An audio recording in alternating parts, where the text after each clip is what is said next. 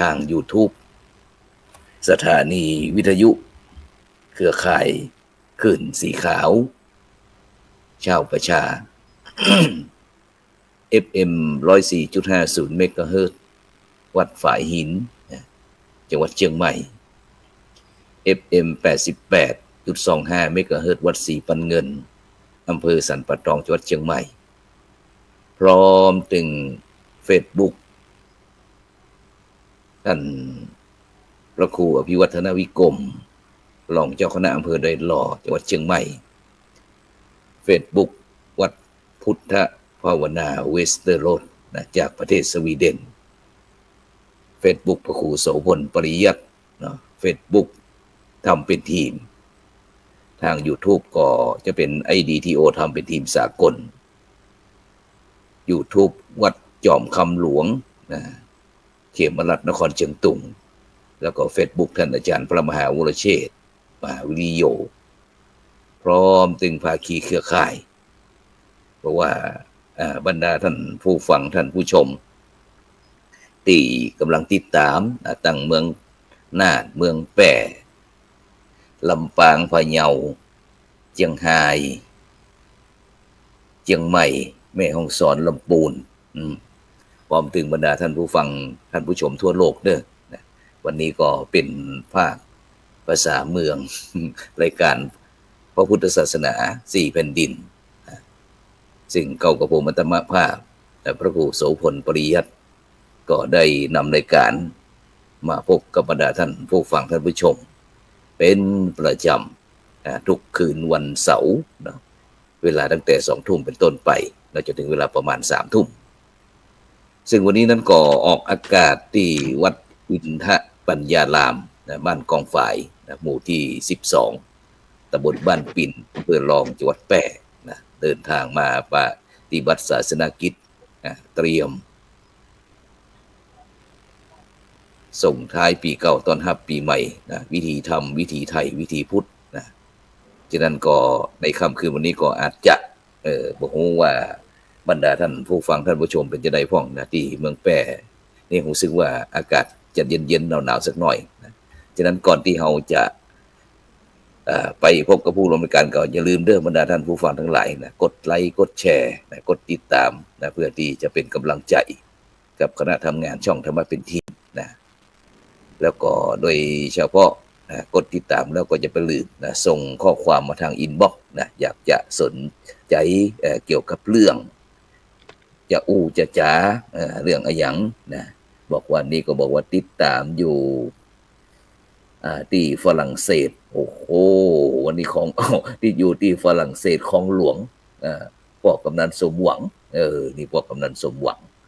แล้วก็แม่ทองคำพรหมมินทร์ฉะนั้นก็บรรดาท่านผู้ฟังท่านผู้ชมก็ส่งข้อความมาอินบ็อกซ์ไปก่อนที่เขาจะมามาจากก็ไปพบกับผู้ร่วมรายการวันนี้ท่านอาจารย์ดร.ดิเรกอินจันทร์จากมหาวิทยาลัยราชภัฏเชียงใหม่ขอเจริญพรอาจารย์ดร.ดิเรกนมัสการท่านพระอาจารย์ท่านครูโสพลแล้วก็ครูบาอาจารย์ทุกท่านแล้วก็สวัสดีท่านผู้ฟังทุกคนนะครับผมเนี่ยวันนี้เรามีFC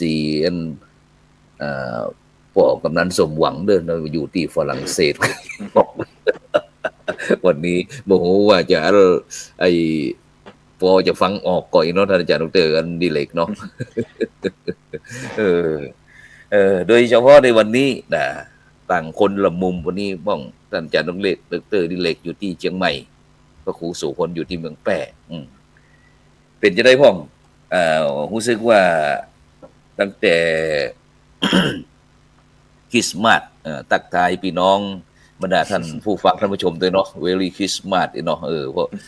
เพราะว่าเป็นปีใหม่ที่ในโลกนี้ท่านอาจารย์ดร.ดิเรกน่าจะมีประเทศไทยนี่ก็ถ้ามีปีใหม่นักกว่าเปิ้นเนี่ยครับเฮาเป็นประเทศที่มันมีหลายผู้หลายคนและคนเมืองเฮากับคนไทยเฮากับฮับว่าทำฮับอย่างใดอันใดดีอันใดเหมาะอันใดเปิ้งใจเฮาก็จะเอากิจกรรมประเพณีมาเกี่ยวข้องกับชีวิตเฮาเขาเมื่อเลยคิดมาเฮาก็เมื่อเลยคิดมาตัวตุ๊ดจีนเฮาก็ตุ๊ดจีนตัววันปีใหม่ไทยเฮาก็ปีใหม่ไทยตัวปีใหม่มงเฮาก็ปีใหม่มงนะครับปีใหม่ไทยก็มีปีใหม่มกรา ปีใหม่สงกรานต์เขาก็มีปีใหม่หลังจากนี้เดี๋ยวก็จะเป็นปีใหม่ของพี่น้องจีนชาวที่พี่น้องชาวจีนเนี่ยมันนั่นน่ะครับหนึ่งถ้าเขานับถึงมงเนี่ยถ้าละเอียดไปถ้าอย่านักเนาะท่านอาจารย์เนาะเพราะว่าอันประเทศไทยเขานี่มันมีความหลากหลายเนาะคนเมืองคนไทยชอบม่วนครับอืมแต่ก็ช่วงนี้เชียงใหม่ก็มีกิจกรรมประเภทนี้หลายตีนะครับมันก็จะมีทั้งคนเชียงใหม่เองแล้วก็มีนักท่องเที่ยวนักก็มีรถติดมีช่วงนี้อากาศเย็นกับเขาก็อยากขึ้นมาสัมผัสอากาศหนาวอากาศเย็นแถวภาคเหนือครับคนก็เลยนักท่องเที่ยวเลยค่อนข้างจะหนักครับแต่เจ้านี่อันออกจากเมืองเชียงใหม่ประมาณ7:30นแต่เจ้านี่นะโอ้ขาหลองนี่ก็รถหนักอะละเอาเฮ้ยหนักอะละเป็นช่วงวันหยุดยาวคนเขาเดินทางครับเดินทางกับภูมิลำเนาไปเฉลิมฉลองหรือไปท่องเที่ยวครับมันหยุดหลายวันครับหยุด5 วันครับแต่ความว่าอันช่วงนี้พี่น้องเจ้าไทยต่างประเทศนี่มุ่งมาที่เชียงใหม่เขาก็คือมาบางพ่องก็มาอันแวะทำบุญเนาะตามวัดตามวารามต่างๆเนาะโดยเฉพาะอันแต่ว่านี่อันได้เจอพี่น้องเจ้าลำปางแต่ไปอยู่ที่ลาดชลบุรีครับก็บอกว่าอันแต่ว่านี่เปิ่นก็มาถามหาพระครูโสพลปริยัติแล้วก็อันถามเปิ่นว่าอันโยมมาจากไหนนะมีวัตถุประสงค์อะไรอย่างเราก็ถามเปิ่นไปบอกว่าโยมขึ้นมาทำบุญที่เชียงรายนะแล้วก็แวะมาที่เชียงใหม่แล้วก็ไปลำพูนแล้วก็พอดีอันไปหาท่านอาจารย์ไพศาลท่านอาจารย์ที่ไพศาลที่ลำพูนแล้วเพิ่นก็บอกว่าอาจารย์ไพศาลคือมาอันทำบุญตัวยเพิ่นว่านะโอ้ขนาดนั้นก็เดียวกันอีกนะฉะนั้นก็ดีเหมือนกันได้คืออันคณะสัทธาญาติโยมได้ทำบุญสุนทานแต่วันนี้ถ้าขึ้นไปที่วัดพระสิงห์บ่เจอแล้วเนาะต้องมาตัวยหาที่เมืองแปะไปฉะนั้นก่อนในช่วงปีนี้รู้สึกว่าคึกคืนนะท่านอาจารย์ดร.ดิเรกอันไอเทศกาลส่งท้ายปีเก่าแบบวิถีไทยต้อนรับปีใหม่วิถีพุทธในฐานะที่เฮาเป็นอุบาสกอุบาสิกาเป็นจะได้พ่องได้พอสถานการณ์แล้วปีนี้ก็ปกติครับมันก็จะมีกิจกรรมหลายอย่างนะครับที่หันข่าวมาก็จะมีเรื่องของปกติแล้วเนี่ยบางคนคนหนุ่มคนสาวที่เขามักกินมักแอลเขาก็จะลองปีใหม่กันหยุดหลายวันแต่เห็นว่ามีหลายวัดที่ก็จะมีกิจกรรมปกติแล้วเขาจะเข้าดาวกันคน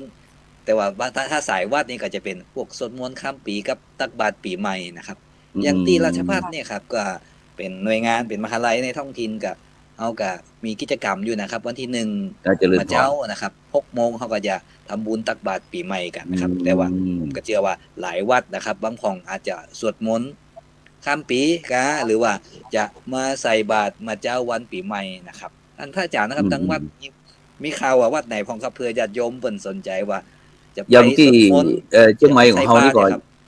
ที่วัดพระสิงห์วรมหาวิหารนี่แน่นอนละเนาะเพราะว่าอันของเฮานี่เป็นนั่นศูนย์รวมที่ตั้งราชการเพิ่นก็จะมาจัดเข้าดาวในการเจริญพุทธมนต์นะซึ่งก็จะมีการแสดงพระธรรมเทศนากัน1เสร็จเรียบร้อยแล้วก็จะมีการเจริญพุทธมนต์จนกว่าพุ่นจะข้ามปีแต่บ่ฮู้ว่าเปิ้นจะมีการปล่อยโคมอย่างก็ท่านอาจารย์ดร.ดิเรกทุกปีมานี่ผ่านมาส่งท้ายปีมีปล่อยโคมก็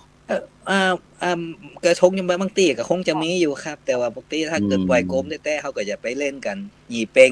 นะครับก็จะเป็นปล่อยโคมงานใหญ่น้อยงานสวดมนต์ข้ามปีนี่กับเชียงใหม่นี่ไทยอาจจะยุ่งนิดนึงนะครับเพราะว่ามันมีเรื่องของการบินเรื่องของเครื่องบินเรื่องอย่างของความปลอดภัยถ้าใครจะปล่อยกันอาจจะต้องไปแจ้งไปขออนุญาตไว้ล่วงหน้านะครับอันนี้แต่ว่าวัดเพิ่นอาจจะมีการปล่อยพร้อมอันนี้ผมก็บ่ฮู้ครับแต่อย่างนั้นที่ประเพณีลอยกระทงที่แล้วนี่เปิ้นไอ้กั้นโซนตั้งอำเภอเมืองไว้นะแต่ถ้าออกไปนอกสันทรายสันกำแพงอย่างแต่งแม่ลิ้นอย่างต่างๆนี่เพิ่นก็ปล่อยให้จัดเป็นโซนที่สามารถที่จะปล่อยโคมได้เนาะแต่ฉะนั้นก็บรรดาท่านผู้ฟังท่านผู้ชมก็เต รียมตัวเด้อแต่วันนี้เป็นวันที่28แล้วครับรู้สึกว่าหยุดยาวกี่วันนี่คือ28เป็นวันเสาร์29เป็นวันติด30เนี่ยมันคันมันเป็นวันจันทร์ปกติแล้วโดยทั่วไปเขาก็ทำงานแต่ว่าเขาราชการเขาก็เลยประกาศให้หยุดรวดไปเลยครับหยุด30เป็นวันจันทร์หยุดพิเศษ31เนี่ยมันเป็นวันสิ้นปีนี่หยุดโดยปกติอยู่แล้ววันที่1ก็เป็นวันปีใหม่ก็หยุดปกติอยู่แล้วครับก็โดยข้าราชการทั่วไปหรือหน่วยงานทั่วไปก็จะไปเปิดแถมกรรมวันนะครับวันที่2มื้อนะครับวันพฤหัสครับไปกลับไปทำงานเหมือนเดิมครับแต่คืนนี้อันได้มีโอกาสสนทนาในรายการนั้นสังฆพัฒนาเพื่อประชาชนบทบาทพระสงฆ์ในยุคนิวนอร์มอนแล้วก็อันบอกว่าอันเปลี่ยนพศใหม่เปลี่ยนอะไรดีซึ่งโดยเฉพาะอันกิจกรรมส่งท้ายปีนั้นก็ถ้าตามปกติเนาะตามปกติเฮาก็ พระสงฆ์ของเจ้าเพิ่นก็อาจจะมีกิจกรรมเพราะว่ามันกำลังบ่เมินนี่เนาะบ่กี่ปีนี่เนาะว่าการเจริญพุทธมนต์ส่งท้ายปีเนี่ยครับเพิ่นก็มีการอาจจะสวดมนต์ไหว้พระสวดมนต์ทำวัดเนาะแล้วก็เจริญจิตตภาวนาแต่ละคืนนี้ได้เสวนาถึงท่านอาจารย์พระครูโพธิวีรคุณนะเจ้าคณะอำเภอปทุมรัฐ101แล้วท่านอาจารย์พระครูภาวนาเจติยานุกิจวัดเจ้าแฮเมืองแป้บ้านถิ่นเฮาแล้วก็ท่านกล้าทำว่าการทำกิจกรรมส่งท้ายปีเก่าต้อนรับปีใหม่เนี่ยนอกจากที่เฮาจะมีการเจริญจิตภาวนานั่งสมาธิอย่างต่างๆแล้วก็สวดมนต์เนี่ยมันเป็นบอกว่าน่าจะมีกิจกรรมอย่างที่เสริมเข้ามาโดยเฉพาะบอกว่าจะเป็นเรื่ององค์ความรู้ต่างๆโดยเฉพาะจะบรรดาปัญญาท้องถิ่นเนาะแม้กระทั่งค่อนข้างที่ว่าจะคนที่สายนิดหน่อยเพิ่นก็จะบอกว่าจะเป็นหมอเป็นแพทย์เป็นพยาบาลเป็นผู้ใหญ่บ้านกำนันเป็นนั้นเป็นนี้เข้ามาเนี่ยเพิ่นว่าแต่คืนนี้ตั้งคณะทีมงานเขาเสนอว่ามีการจัดเสวนาแลกเปลี่ยนกันที่ท่านอาจารย์ดร.ดิเรกครับมีความคิดเห็นจะได้พ้องว่าถ้ากิจกรรมส่งท้ายปีเนาะเฮามีการเอาผู้ที่มีองค์ความรู้ต่างๆเนี่ยมาอูกันที่คือมีส่วนร่วมเนี่ยนอกจากที่เขาจะฟังอย่างเดียวรอดูเจ้าแต่ที่นี่มันจะมีการตอบกันต้องมีส่วนร่วมนะอาจารย์ดร.ดิเรกว่ามีความคิดเห็นจะได้พ้องมันก็แล้วแต่นะครับเพราะแต่บางทีก็ต้องบอกว่าเวลาเฮาจัดกิจกรรมเนี่ยครับถ้าเกิดเฮาวันสิ้นปีเนี่ยเฮาไปเน้นจัดกิจกรรมช่วงแมลงโพสต์ไปมันจะมี2ช่วงก็คือบางวัดถ้าวัดใดสวดมนต์เมื่อคืนสวดมนต์ข้ามปีมาเจ้าก็จะบ่ตักบาตรแล้วถ้าวัดใดที่จะตักบาตรมาเจ้าเปิ้นก็บ่ได้สวดมนต์เพราะว่ามันกลุ่มเป้าหมายหรือคนที่เข้ามาร่วมกิจกรรมเฮาก็จะเป็นคนเฒ่าคนแก่นะครับแต่เฮาก็ต้องว่าถ้ามาสวดมนต์เมื่อคืนแล้วมาใส่บาตรมาเจ้าก็คงจะอิดออนเมื่อยปวดเมื่อยแต่ถ้าเกิดมีการเสวนามันก็ดีนะครับเพราะว่านอกจากจะให้โอกาสเขาได้มาสวดมนต์ได้มาฟังเทศน์แล้วก็ถ้าเป็นไปได้ก็มีคนที่จะมาให้กำลังใจนะว่าปีเก่ามาทบทวนตัวเก่าว่าปีเก่าที่ผ่านมาเฮาได้ทำอะไรอย่างผิดพลาดไว้เฮาเคยตั้งใจไว้ว่าจะหยังแล้วอันใดทำได้ทำบ่ได้หรือว่าเป็นสร้างกำลังใจต้นจะเปลี่ยนปีใหม่ศักราชใหม่ละถึงจะเป็นปีฝรั่งปีสากลก็จังแต่เฮาจะเอาตรงเนี้ยเป็นจุดหมายเป็นนิมิตหมายในการตั้งสัจจะอธิษฐานเมื่อกลางพรรษาบอกว่าหมดเรา3เดือนตั้งสัจจะไว้ละทีนี้ปีใหม่ล่ะเฮาจะมีแนวคิดอย่างที่อยากจะพัฒนาตัวเก่าอันพิจารณาตัวเก่าครับโดยเอาธรรมะเข้ามาสอดแทรกก็ถ้าจะดีด้วยนะครับก็อย่างกรณีว่าอย่างเนี้ยงดเหล้าเข้าพรรษาก็ที่คนหัวใจหินหัวใจเพศเอาเปิ้นมาอู้ให้ฟังเอามาอู้ฟังว่าเปิ้นมีประสบการณ์คนจะมันเป็นจังนั้นเป็นจังนี้ไขที่จะทดสอบจะต้องมีเนี่ยจะได้พ้อง1 2 3 4เนี่ยแม้กระทั่งโดยเฉพาะในปัจจุบันเนี่ยพ้องข่าวมาแล้วไอฮิวาตกกะโหลกเหมาะตักกะโหลกเนี่ยรอบของเฮาประเทศไทยเฮาเนี่ยฉะนั้นน่ะถ้าเฮาได้มีโอกาสนอกจากที่เฮาจะฟังพระคุณเจ้าจัดนี้แล้วแต่ก็เสนอให้สังคมบ่ได้ เพื่อที่บรรดาท่านผู้ฟังท่านผู้ชมหรือว่าคณะครูบาอาจารย์ที่อยู่อาจจะได้ยินยังยังยังข้าวยังจ้อยเนี่ยคนเฒ่าคนแก่มาปุ๊บพอเปิ้นถนัดอะหยังอ้าวข้าวจ้อยส่งท้ายปีเก่าต้อนรับปีใหม่เอาสักหน่อยลูกอีกแล้ว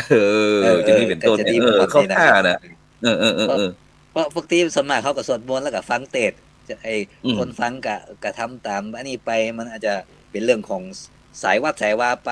แต่ถ้าเรื่องอืพิมธีกรรมหรือประเพณีความเชื่อหรือการละเล่นพื้นบ้านมาสอดแทรก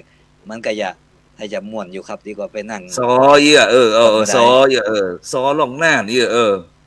ครับก็แล้วแต่ก็ว่าไปวัดเลยใดหรือหน่วยงานใดมีความสามารถหรือมีความพร้อมก็น่าอืจะมทำให้มันตื่นเต้นหรือว่าคนอื่นเขาก็จะได้คนหนุ่มหรือว่าคนเฒ่าก็จะได้ม่วนในการที่ว่ามาสวดปัจจุบันมานั่งมาได้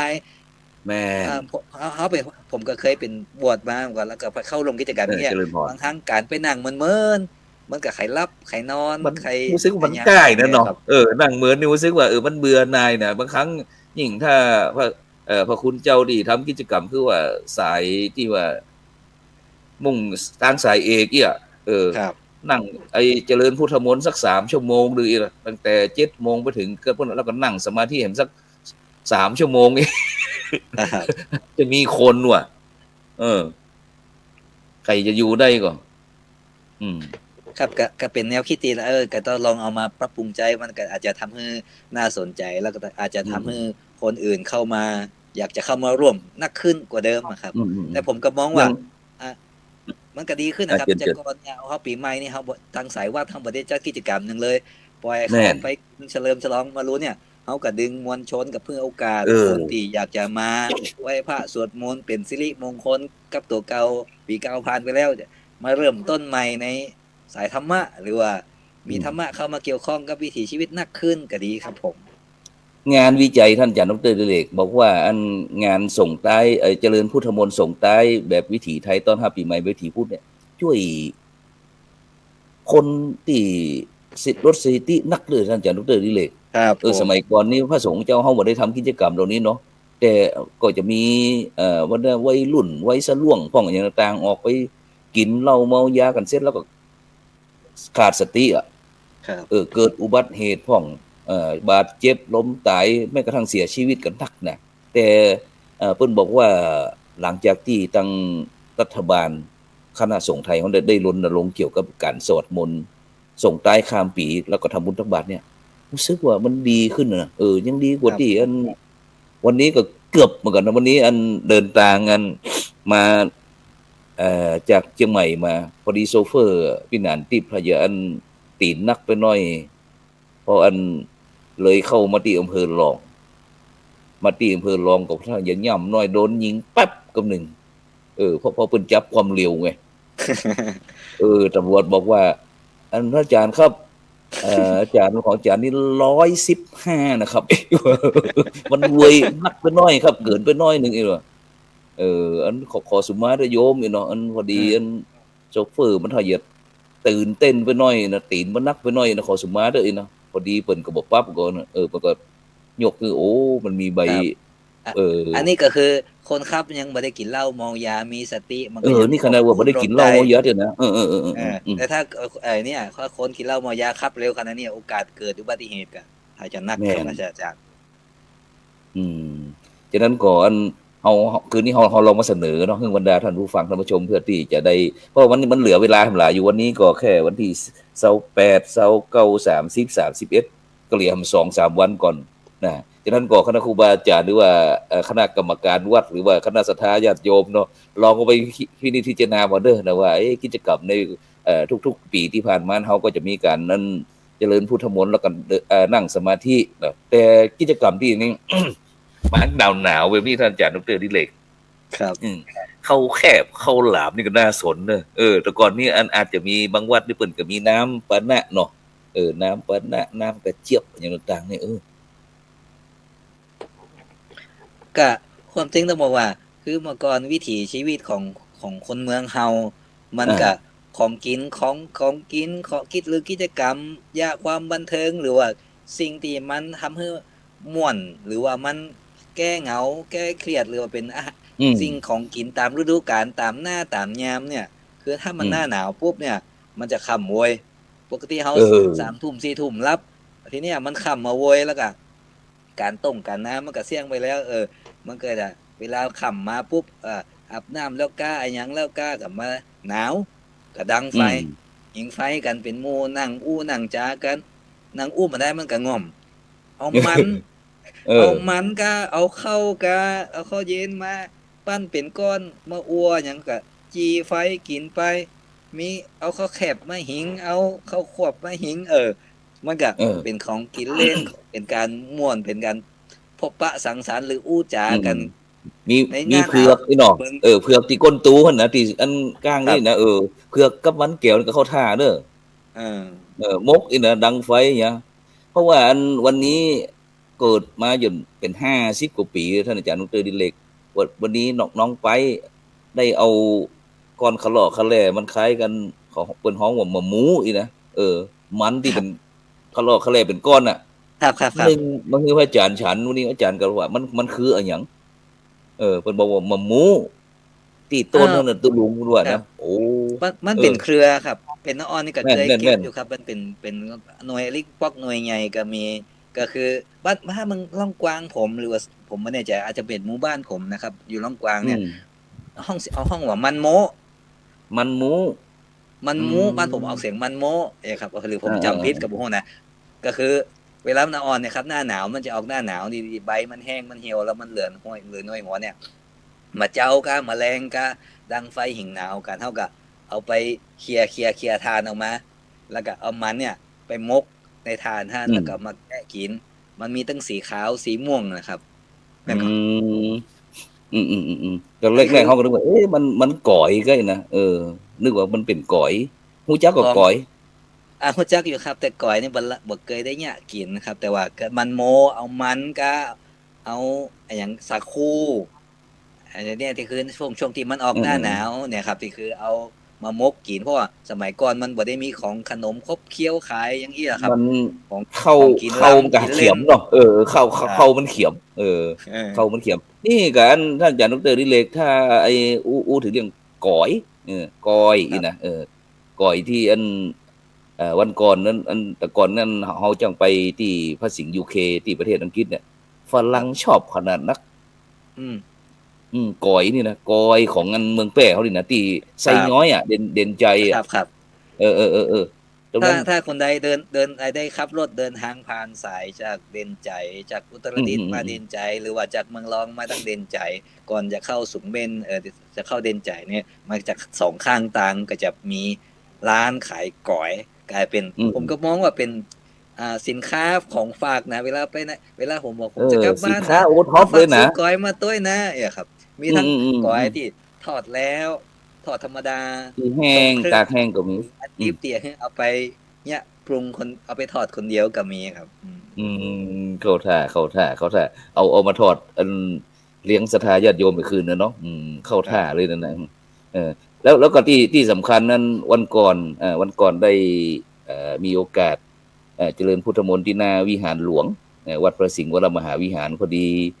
เจ้าภาพเปิ้นถวายพัดลมก็เลยปู่เจ้านั้นบอกเครื่องละ500ได้5ตัวรวมกันเรียบร้อยตอนนี้ได้7ตัวก็ว่าเนี่ยเดี๋ยวนี้ท่านอาจารย์ดร.ดิเรกแต่ก่อนเฮาจังว่าอันคนอื่นเปิ้นเวลาอันเผยแผ่ศาสนาเนี่ยเอานั้นเอาถั่วของเอานี่มาแจกของแต่ในปัจจุบันมันก็มีความจำเป็นเด้อครับปีใหม่นี้เฮาบางครั้งเฮาจะให้โจกไงให้โจกคณะศรัทธาญาติโยมไงหางบัตรรางวัลหางบัตรท่านอาจารย์ดร.ดิเรกหันตัวก่อนหรือว่ามีความคิดเห็นจะได้ตรงก็ดีครับมันเป็นเหมือนกับแลกของขวัญก็จับฉลากแจกครัวกันก็ดีเป็นอันม่วนนะครับเพราะว่าเฮาก็บ่ได้คาดหวังว่าจะได้หยังแต่ว่ามันได้ลุ้นได้ม่วนกันดีครับตัวเจ้านี่บ่ฮือจับนะฮือแต่คณะศรัทธาญาติโยมจับนะมีใครมาร่วมกิจกรรมได้ของรางวัลแล้วแต่จกไผมันเนี่ยครับอย่างผู้เจ้าในเมืองอีเนาะหรือว่าอาจจะประกาศรับบริจาคก็ได้เนาะใครที่อยากจะ มีรางวัลอยากจะแบ่งปัน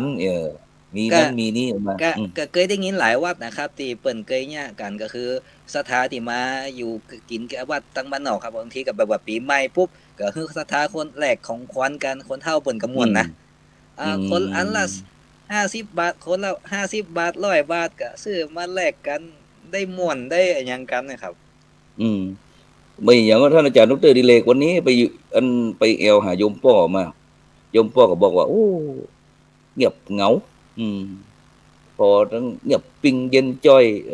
บ้านนอกเขานี่2 ทุ่มนี่เงียบปิงละนี่นะที่เขาออกรายการ25เนี่ยปีเงียบปิงนอนรับกับบ่ได้กล้า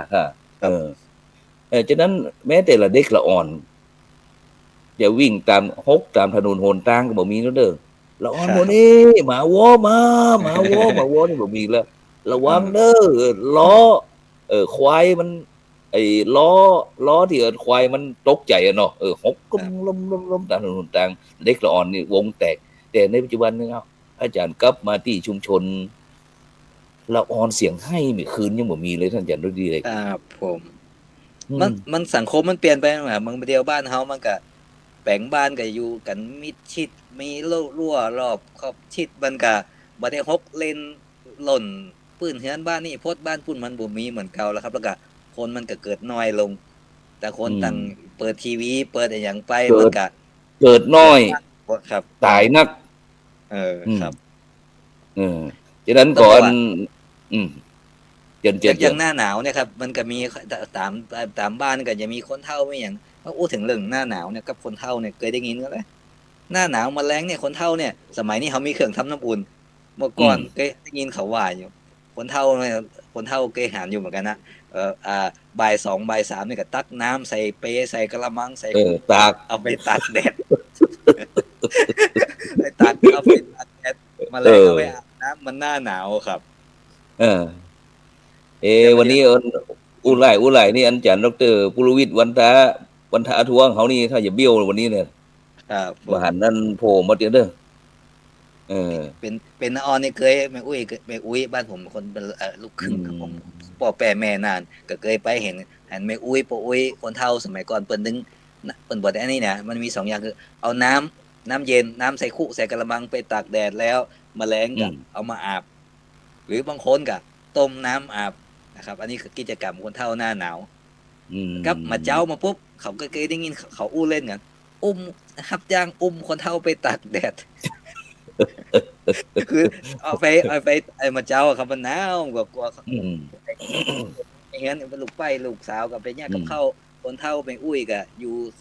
คนเฒ่าลูกมานั่งตั้งหนุ่มก็มันหนาวก็คนเฒ่าไปตากแดดเคยอาจารย์เคยไปแอว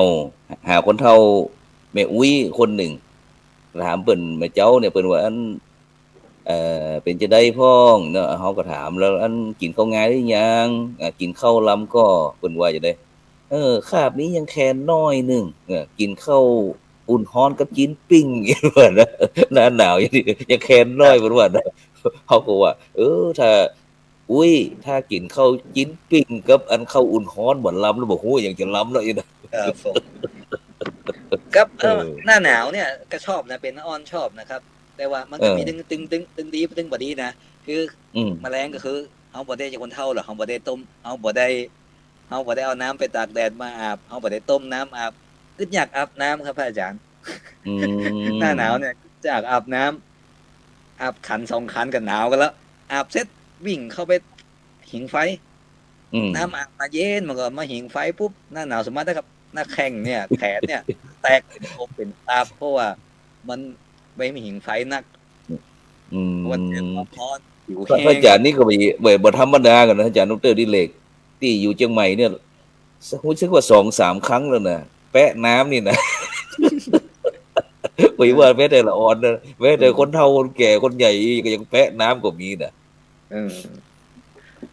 ครับมันก็จะเนี่ยมันก็จะตึงคิดอยากอาบน้ำก็ต้องมา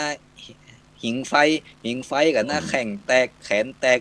ก็ไปโรงเรียนมันหน้าหนาวดีๆนะใส่เสื้อแขนพวกที่เขาต้องหน้าปกติเขาต้องใส่ชุดนักเรียนใส่เตียวขาสั้นใส่เสื้อแขนสั้นแต่ถ้าหน้าหนาวปุ๊บใส่เตียววอร์มใส่เสื้อแขนยาวเข้าแถวเนี่ย เมื่อหน้าฮ้อนนี่อู้ผมม่วนตากแดดแต่ถ้าหน้าหนาวนี่ไปยืนกลางเสาธงตากแดดบางวิชามาเจ้าครูก็บ่สอนในห้องครับเอามานั่งเรียนตามกลางสนามก็อะหยังก็มันก็คลายความหนาวกับมันก็ม่วนมันดีกว่านั่งเรียนหนังสือในห้องอะครับอาจารย์หน้าหนาวมันก็ม่วนมีที่ม่วนอยู่แม่นฉะนั้นก็บรรดาท่านผู้ฟังท่านผู้ชมเด้อตอนนี้ก็กำลังติดตามรายการพระพุทธศาสนา4แผ่นดินซึ่งอาตมาภาพพระครูโสพลปริยัติพร้อมถึงท่านอาจารย์ดร.ดิเรกอินจันทร์ก็ได้ได้จากันฉะนั้นก็บรรดาท่านผู้ฟังท่านผู้ชมเด้อส่งข้อความเข้ามาหันด้วยก็เกี่ยวกับเรื่องว่าในปัจจุบันนี้เราจะมี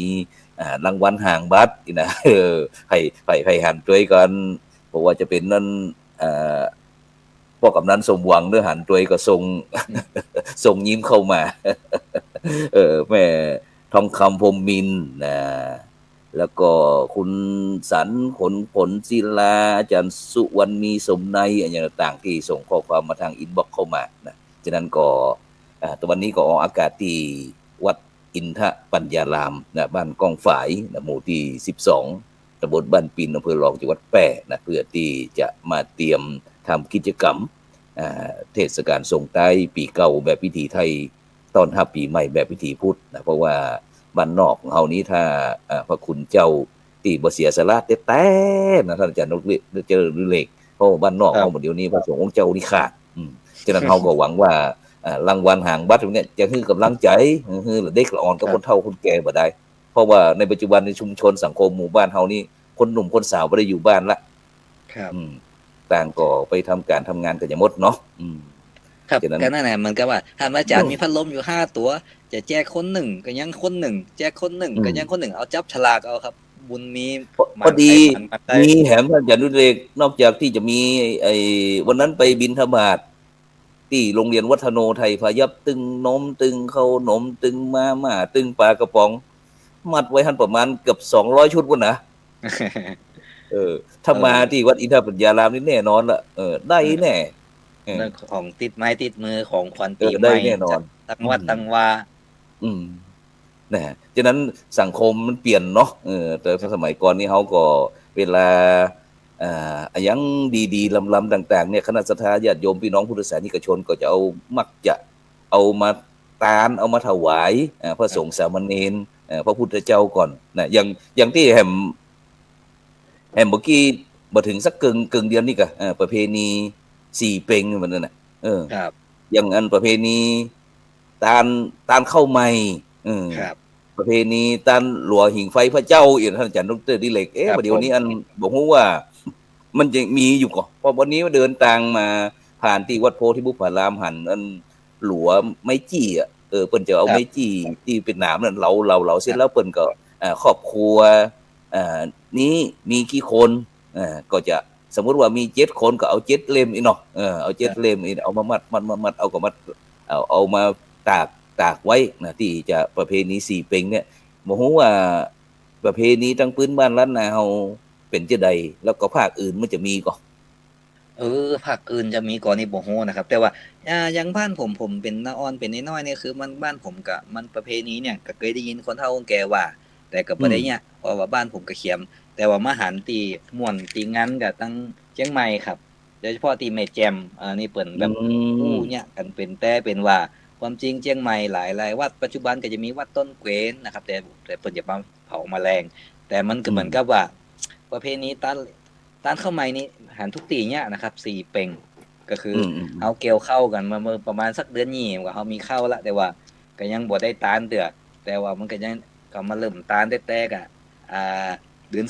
4นะครับแต่เคยไปหันตีตานหลัวหิ่งไฟพระเจ้าเนี่ยก็ที่ไปหัน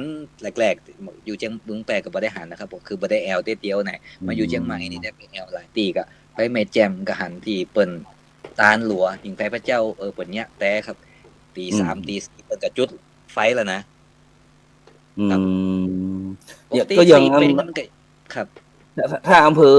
รอบๆไอ้นอกเนาะที่ติดมีป่ามีก็เปิ้นก็ยังจะมีประเพณีตรงนี้อยู่แต่ถ้าที่ในตัวเมืองก็คงจะยากสักน้อยหนึ่งเนาะก็อาจจะเป็นการเรื่องเพราะว่าปัจจุบันนี้อาจจะเป็นเรื่องการต้านสังฆทานการต้านขันเข้าก็อย่างต่างๆแต่ หลัวหิงหนาวพระเจ้าเนี่ยท่านอาจารย์ดิเรกพอจะมีข้อมูลผมก็ว่าเป็นอย่างเปิ้นถึงจะต้องตานหลัวหิงไฟพระหิงอันไฟพระเจ้าเนี่ยครับปกติแล้วคนเมืองเฮาเนี่ยครับก็คือมองพระเจ้าหรือพระพุทธเจ้าเฮาเนี่ยมีชีวิตอยู่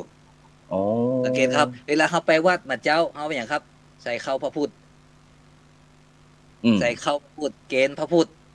เกณฑ์มามีพระพุทธพระธรรมพระสงฆ์เนี่ยบ้านเฮานะครับใส่เข้าพระเจ้าใส่เข้าบาตรแล้วไปเกณฑ์พระพุทธเกณฑ์พระธรรมเกณฑ์พระสงฆ์หรือ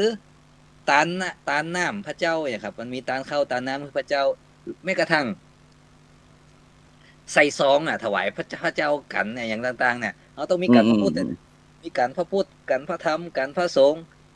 แล้วตามพระมหากษัตริย์อย่างนี้เลยครับตื่นเจ้ามาเนี่ยทุกวันเปิ่นจะล่างหน้าพระเจ้า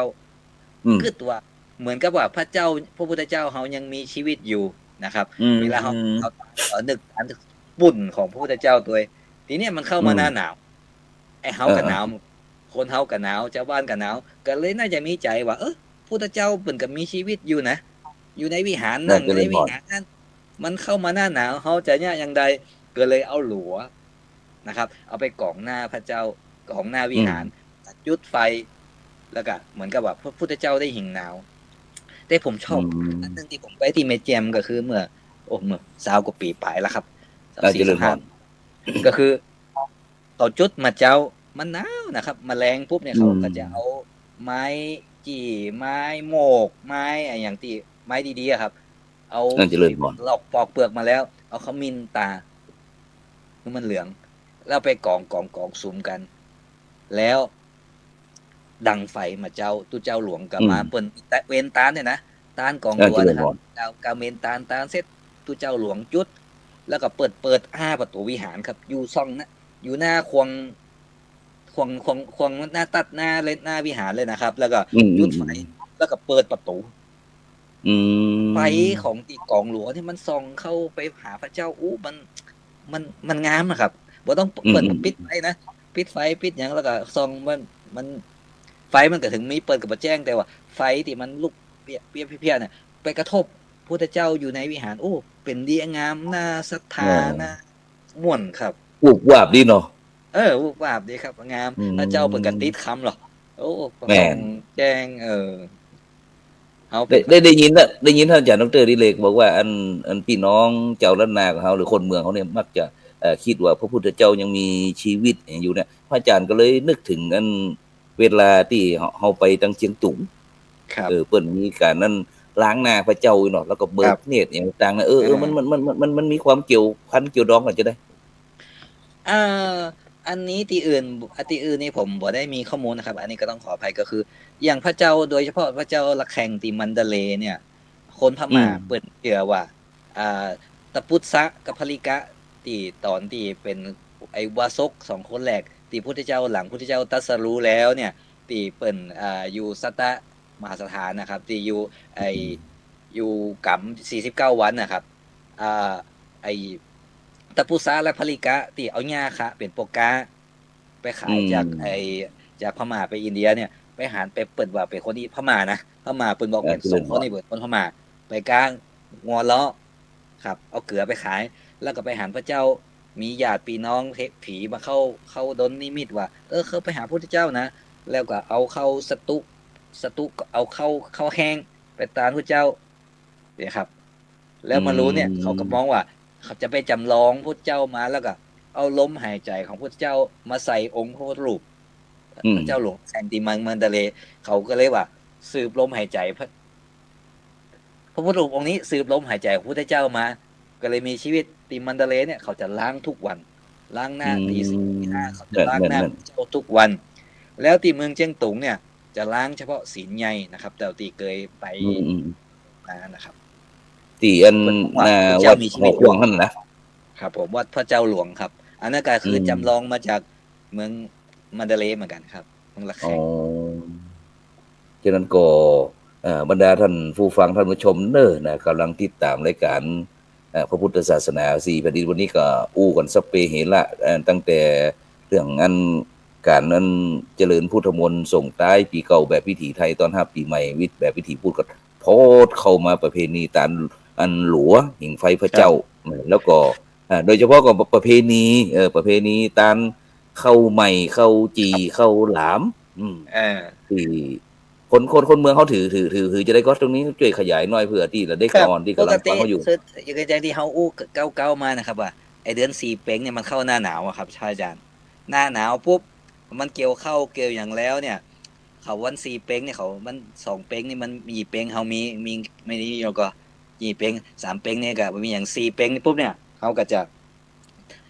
มันมีน่าจะมี1ตาลเข้าใหม่ตาลเข้าจีเข้าหลามตาลหลวงหิ่งไฟพระเจ้าหิ่งไฟพระเจ้านี่คือมัดเจ้านะครับแล้วทีเนี้ยแหม่มอันคือตาลเข้าใหม่นะครับเต้าที่สัมภาษณ์มาเต้าที่นี่มามันมีกรรมในธรรมที่ออกในธรรมบอกว่าตายไอ้ปีนันประเทืองเนี่ยถ้าจะอู้ม่วนเพราะเพิ่นอยากฮู้เรื่องนี้ดีเพิ่นว่าตาลดอยเงินดอยคำดอยเงินก็คือเข้ากล่องเอาข้าวสารมากล่องสารคือสีแล้วมันจะเป็นสีขาวก็เขาพอว่าอันนี้คือเงินดอยคำก็คือข้าวเปลือกที่มันเป็นสีเหลืองนะครับเขาตาลดอยเงินคือตาลข้าวเปลือกข้าวสารในวันตาลข้าวใหม่ครับมีสองอย่างคือตาลกล่องดอยเงินกับกล่องดอยคำแล้วอันนี้ก็คือยังเป็นข้าวอยู่เป็นข้าวเปลือกข้าวสารอยู่บ่ครับบ่ได้หงแฮมเขาก็แฮมอันก็คือตาลข้าวใหม่ตีนึ่งแล้วกับข้าวใหม่ที่เอาไปใส่บอกไม่ไผ่เอาใส่น้ำก็คือข้าวหลามนะครับแล้วที่เขาตี 5 ตี 4 ตี 5ที่เขาดังไฟนะครับยุดถิงไฟพระเจ้ามันเป็นทานก็แล้วเข้าตีนึ่งแล้วเนี่ยเอาไปจีครับเอาข้าวหลามเผาแล้วก็มาเหลามาโบะแจ้งมาขวายดีกะจับพอดีครับใส่บาตรก็เลยเอาข้าวจีข้าวหลามมาตาลพร้อมกับดอยเงินดอยคำในวัน4เป็งครับนี่มีอันแม่ทองคำผมมีบอกว่าน้อมกราบท่านพระครูเจ้าเอาอย่างอี้ดีกอนะเจ้าเฮาสลับเวลาสวดมนต์แล้วพักนั่งสมาธิห้องดีกว่าเจ้านี่แม่ทองคำผมมินเพิ่นเสนอมาเพิ่นบอกว่าเวลาเฮาสลับกันเวลาสวดมนต์แล้วก็พักนั่งสมาธิครับก็บางทีสวดมนต์ยาวๆก็อีทออนหรือว่ามันอันนี้ไปกับมาพักนั่งยั่งหายใจของอันนี้เป็นข้อเสนอของผู้ปฏิบัติเนี่ยผมเชื่อว่าแม่นถูกต้องแม่ทองคำผมมีนี่1,000,000%เพราะว่ามันอันในปัจจุบันเนี่ยท่านอาจารย์ดร.ดิเรกอันหลายที่หลายตามก็บอกว่าเนี่ยอันช่วงเวลาตั้งแต่เที่ยงนี่เนาะที่จะเลยไปวันใหม่เนี่ยบางเที่ยนี้ยังผู้สูงอายุเฮาเนี่ยคนเฒ่าคนแก่เฮาเนี่ยและเด็กละอ่อนทั้งนั้นที่อยู่ในชุมชนเนี่ยถ้าเป็นคนหนุ่มคนสาวนั่นก็พอจะไหวอยู่เนาะแต่ถ้าเป็นผู้สูงอายุคนเฒ่าคนแก่เนี่ยตรงนี้อาจารย์นี่เลยก็ควรจะมีการปรับปรุงคือมันเหมาะสมกับสถานการณ์สิ่งแวดล้อมก็เนี่ยตรงนี้น่าสนใจอันนี้บอกกล้าเสนอแน่ครับคือ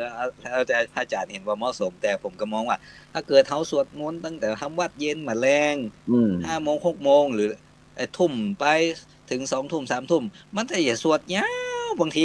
ต้องเข้าใจเจ้าบ้านด้วยว่าถ้าตุเจ้าเฮาเนี่ยเฮา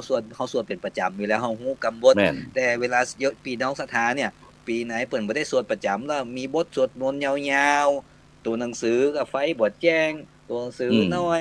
การจะบ่เพ่งตัวหนังสือแล้วก็สวดมนต์ตัวเปิดบทตันอิฐครับก็ถ้าอย่างที่ได้ยินท่านอาจารย์ดร.ดิเรกบอกว่าตัวหนังสือน้อยอ่านบทตันบัดเดี๋ยวนี้มันยุคเทคโนโลยีท่านอาจารย์ดร.ดิเรกฉายโอเวอร์เฮดคือจอเลยนะผมนี่ล่าสมัยแต่ว่ามันบ่แม่นกรรมเจ้าบ้านนะครับมันเป็นกรรมบาลีนะเวลาอ่านบทตันมันแล้วสะกดมันต้องอิดมันใจแบบคือถ้าตุเจ้านี่ผมบ่สบายเฮาสบายไงเฮาเป็นเรื่องปกติไงครับแต่ญาติโยมพี่น้องที่ถึงจะมีตัวหนังสือกระจ่างเด้อครับอาจารย์แต่มันเป็นภาษาบาลีไงมันต้องกันอ่านสะกดมีตอปักตักมีทอทานตัวตันห้องบ่ตันห้องเนี่ยครับมันอิดก็เลยนี่เปิดเลยกันแล้วเสนอว่าฮิตอีดอกพักพ่องไงพักสายตาพักสายตาพ่องไงครับแต่ก็ดีบ่เดี๋ยวนี้เฮาได้มีการนำเทคโนโลยีต่างๆนี่เข้ามาช่วยเพราะว่าทางความจริงทางสำนักพุทธ ชาติเปิ้นก็มีการจัดพิมพ์หนังสืออยู่นะแต่ถ้าในปัจจุบันนี้ตัวหนังสือใหญ่ๆนะเฮาวิ่งในจอเลยนะพอหันอันเวลาอบรมบรรดาเด็กละอ่อนเนี่ยนะค่ายคุณธรรมนะเฮาหันหลายทีมที่เปิ้นใจตัวหนังสือวิ่งคือละเด็กละอ่อนนี่นะถ้าเฮาเอานำมาประยุกต์ใจในการเจริญพุทธมนต์เนาะก็ดีครับแต่ผมก็บ่ได้เข้าร่วมกิจกรรมสวดมนต์ข้ามปีเมื่อแล้วตั้งมาอยู่ราชภัฏเนี่ยผมมักจะต้องโดนรับหน้าที่ในการตักบาตรแม่เจ้าก็เลยบ่ได้เข้าร่วมกิจกรรมสวดมนต์ข้ามปีก็เลยบ่ฮู้ว่ามันเปิ้นมีกิจกรรมอย่างใดแต่ว่าเมื่อก่อนนะครับก็เคยเข้าไปร่วมกิจกรรมของเชียงใหม่ที่น่าสนใจคือกลุ่มหนุ่มสาวรถด่วนขบวนพิเศษเปิ้นนอกจากสวดมนต์แล้วเปิ้นยังมีสวดมีร้องเพลงมีสวดสระพันยะโดยอันนี้ก็แก้ง่วงกับม่วนดีกว่าสวดมนต์ที่เป็นบาลียาวๆเหมือนกันนะครับพระอาจารย์นี่อันแต่คืนนี้ได้อู้กับอาจารย์พระครูโพธิวีรคุณเปิ้นบอกว่าที่ทางภาคอีสานเฮานะเปิ้นจะมีอันสวดขอฮ้องอะไรหรอสระพันยะสรพันยะ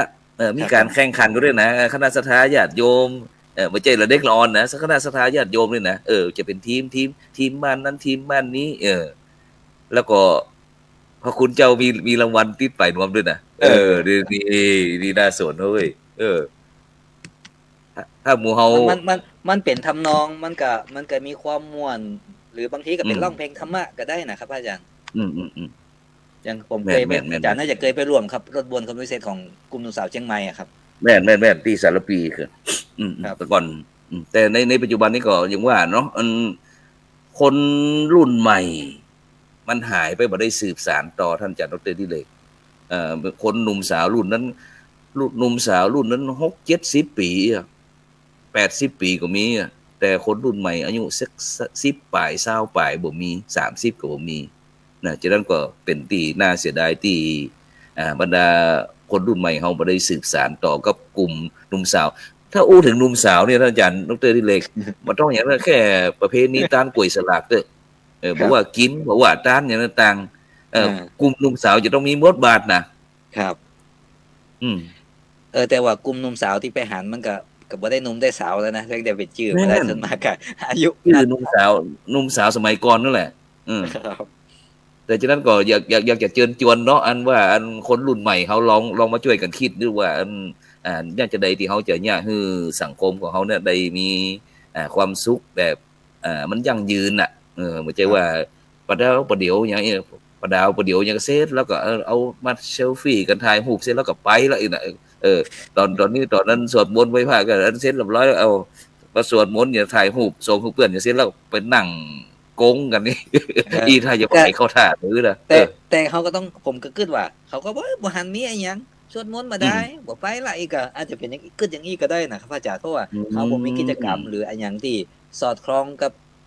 ชีวิตเขาหรือความต้องการของเขาครับอาจารย์ผมก็มันก็น่าคิดนะครับที่เขาอย่างนี้ที่พระอาจารย์เอามาระดมสมองไว้เขาจะเนี่ยอย่างใดคือคนกลุ่มหนุ่มสาวแท้ๆหรือเยาวชนได้เข้ามาร่วมเขาบอกว่ามาสวดมนต์มาได้เป็นภาษาบาลีบ่ฮู้เรื่องเนี่ยครับมันก็อ่อนเขาบอกว่ามันก็บ่ได้หยังเนี่ยไปกำเดียวก็กลับดีกว่าบ่ม่วนเนี่ยครับฉะนั้นก็อันเป็นหน้าที่ของพระคุณเจ้าเนาะตอนนี้อันกุยากศนแต่ถ้าสงสัยอย่าอดทนบ่ได้ยินอยากส่งข้อความมาเด้อกุยาอยากจะเอาส่งท้ายปีเก่าต้อนรับปีใหม่จะได้เนี่ยบอกว่าอันแม่ทองคำพรหมินทร์บอกว่าอันพระครูเจ้าเคยไปสวดวัดโลกโมลีหนังสือสวดมนต์รุ่นไร้แว่นตาตัวเจ้าน่าจะตัวหนังสือใหญ่เดียวไร้แว่นตาฉะนั้นผู้จัดกิจกรรมเนาะท่านอาจารย์ดร.ดิเรกเราต้องฝากพระคุณเจ้าคณะครูบาอาจารย์เฮาด้วยนะว่าจำเป็นอย่างยิ่งที่จะต้องมีการนั้นปรับปรุงเปลี่ยนแปลงเนาะจะว่าปฏิรูปก็ดูกันไรอยู่ก็ต้องบอกว่ายุทธศาสตร์เชิงรุกยุทธศาสตร์เชิงลุกก็ได้ถอนกับอู้นั่นเป็นยุทธศาสตร์เชิงลุกกันแล้วกันที่อยากจะคือคณะศรัทธาญาติโยมที่แม้แต่ละเด็กละอ่อนก็ไปได้คนเฒ่าคนแก่ก็ไปได้เนาะคือมันแบบว่ากิจกรรมร่วมสมัยท่านอาจารย์ดร.ดิเรกเนาะโดยเฉพาะถ้าละเด็กละอ่อนอาจจะถือโอกาสนี่ก็ได้อาจจะไปเรียนมหาลัย มจรของเฮากะมหาลัยราชภัฏกะมชกะก็ถือโอกาสมาอู้กับน้องๆหนุ่งๆเนี่ยปี่ไปได้จะได้พ่องปี่จะต้องมีการเตรียมตัวกะเตรียมตัวการก่อนที่จะเข้าสอบเข้าเรียนเนี่ยเขาจะต้องจะได้พ่องหรือว่าคุณหมอพยาบาลอสมมากะอู้โรคความดันเป็นที่นี้เด้อคือองค์ของพูดเขาท่าแล้วอย่างนั้นเลยลักษณะของการจัดกิจกรรมเนี่ยผมก็นึกถึงกลุ่มหนุ่มสาวนะครับที่เปิ่นเคยจัดแบบนี้ครับเอาทั้งเอานักจิตวิทยาเอานักสร้างกำลังใจเอาคนมาแลกเปลี่ยนประสบการณ์ความรู้วิชาการเรื่องกฎหมายเรื่องสุขภาพนะครับกับเรื่องตอนนี้ก็รู้ทันโลกไอทีคนเฒ่าเล่นมือถือระวังอะไรยังพ่องนะครับจะป้องกันยังได้คอเซ็นเตอร์มาเขาจะเนี่ยยังได้ครับโรคระบาดมาเขาจะป้องกันยังได้ครับเนี่ยแม่อันโสลักษณ์อภิวงศ์อดบ่ได้บอกว่าใช้ประการกราบสาธุเจ้าสงสัยจะม่วนแกคืนนี้นะอูไลฉะนั้นก็ช่วยกันออนไลน์ผู้ฟังเข้ามารวมช่วยระดมความคิดด้วยวันนี้เพราะว่าอันรวมเสวนาด้วยที่วัดอินทปัญญารามเฮาอาจจะใจนี่เลยเฮาอาจจะออนไลน์ด้วยออนไลน์คือในกิจกรรมเพราะว่าปีนี้เขาตั้งใจว่าจะสวดเจริญพุทธมนต์ทำกิจกรรมที่อุโบสถที่อินวันเพราะว่าหลวงปู่พระพรหมมงคลหลวงปู่ทองสิริมังคโลได้วางศิลาฤกษ์ไว้ให้แล้วตอนนี้เขาก็ได้สร้างฐานเรียบร้อยแล้วก็เสาขึ้นเรียบร้อยแต่ไม่ได้มุงหลังคาเตื้อก็เลยว่าจะจวนคือเจริญพุทธมนต์ส่งท้ายปีที่บนนั่นแหละเพื่อที่จะได้มุงหลังคาไว้ๆนะฉะนั้นก็บรรดาท่านผู้ฟังท่านผู้ชมใครอยากจะช่วยวัดอินทปัญญารามมุงหลังคาแล้วไว้ๆนะสามารถที่จะแจ้งพระครูโสพลปริยัติได้นะฉะนั้นก็ต้องขอบคุณเนาะอนุโมทนาถึงแม่ทองคำพรหมนินทร์พ่องแม่สวรักษ์อภิวงศ์ปุยากศนแม่บรรเย็นสำเนียกคุณโยมสุวรรณมีสมในคุณฝนศิลาคุณสุดนนท์อย่างจะไหนนี่แล้วก็ใครแหมอาจารย์อันป่อหลวงกำนัน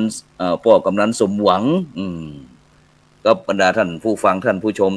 ทุกท่านนะที่ได้เป็นกำลังใจโดยการกดติดตามกดไลค์กดแชร์ส่งข้อความมานะฉะนั้นก็จะไปลืมนะช่วยกันระดมว่าการทำกิจกรรมเจริญพุทธมนต์ส่งท้ายปีเก่าแบบวิถีไทยต้อนรับปีใหม่แบบวิถีพูดของเขาในปีมีครั้งหนึ่งเขาจะอยากจะได้ดีมันใจเวลาคือคุ้มค่าแล้วก็การสวดมนต์นั้นก็บ่จำเป็นที่จะต้องเอาข้ามวันข้ามคืนก็ได้นะเพราะว่าบางพื้นที่นั้นก็อาจจะต้องเอาสักทุ่มกะหรือว่า6 โมงแรงกะเสร็จแล้วก็สักชั่วโมงหนึ่งนะทำกิจกรรมแล้วก็กลับบ้านไผ่บ้านมันที่เป็นต้นเพื่อที่คือทุกคนทำแล้วมีความสุขนั่นเองเนาะท่านอาจารย์ดิเรกฉะนั้นก็เชิญท่านอาจารย์ดิเรกได้เชิญชวนพี่น้องพุทธศาสนิกชนร่วมท่านพระอาจารย์แจ้งข่าวดีกว่าครับว่าปีนี้มันมีถ้าจะไปสวดมนต์จะไปใส่บาตรมีตังใดครับเพื่อพี่น้องจะได้ได้ฉะนั้นก็ สถานที่ส่วนมากก็จะเป็นทุกวัดทุกวาเด้อนะทุกวัดทุกวาเลยที่เขาจะเอาไปที่วัดบ้านใกล้บ้านเขานั่นแหละแต่ถ้าที่จังเชียงใหม่บอกว่าจะเป็นตังดอยสุเทพกะวัดเจ็ดยอดวัดสวนดอกวัดพระสิงห์เจดีย์หลวงต่างๆวัดเหล่านี้ที่ทางราชการเพิ่นก็จะได้จัดโดยเฉพาะที่วัดพระสิงห์นั้นจัดยิ่งใหญ่เลยเพราะว่าจะมีงานสำคัญที่ในหลวงรัชกาลที่10เพิ่นก็จะเสด็จส่วนพระองค์ในวันที่5 มกราคมฉะนั้นก็ในช่วงนี้ก็พื้นที่เฮานี้ปรับเงียบนะฉะนั้นก็เชิญชวนเด้อบรรดาท่านผู้ฟังท่านผู้ชมไปร่วมสวดมนต์ข้ามปีที่วัดพระสิงห์วรมหาวิหารส่วนพระครูโสพลก็ขอแวบมาที่เมืองแปะก่อนเพราะว่าอีดูศรัทธาอีดูพ่อแม่พี่น้องเพราะวัดมีวัดบ่มีเจ้าลูกหลานก็จำเป็นที่ต้องมาเยี่ยมฉะนั้นก่อนในค่ำคืนนี้ก็ขอบคุณอนุโมทนาทุกเสียงทุกสายกับบรรดาท่านผู้ฟังต่างๆวันพรุ่งนี้ก็ค่อยมาพบกันใหม่เนาะสำหรับในค่ำคืนนี้ก็เวลาหมดเวลาขอบคุณอนุโมทนาท่านอาจารย์ดร.ดิเรกอินจันทร์จากมหาวิทยาลัยราชภัฏเชียงใหม่พร้อมถึงบรรดาท่านผู้ฟังท่านผู้ชมทุกผู้ทุกคนรับฝันดีมีเงินใจไร้โลคาพยาธิบ่เจ็บบ่จนร่ำรวยทุกผู้คนสำหรับในค่ำคืนนี้ก็ขอกล่าวคำว่าสาธุ